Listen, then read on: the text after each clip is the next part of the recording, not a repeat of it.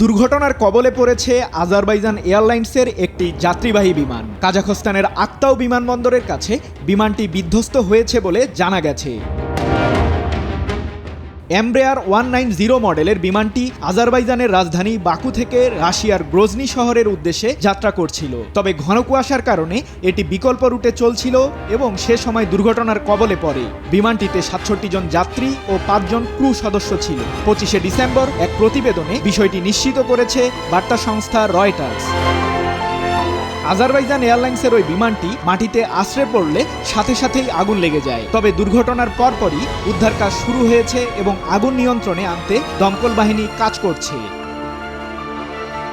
প্রাথমিক তথ্য অনুযায়ী 12 জন আরোহীকে জীবিত উদ্ধার করে নিকটস্থ হাসপাতালে ভর্তি করেছে কাজাখস্তান কর্তৃপক্ষ। জরুরি অবতরণের সময় বিধ্বস্তের ঘটনাটি ঘটেছে বলে এক বিবৃতিতে জানিয়েছে আজারবাইজান এয়ারলাইন্স। সৃজন মাহমুদ, নিউজ 24।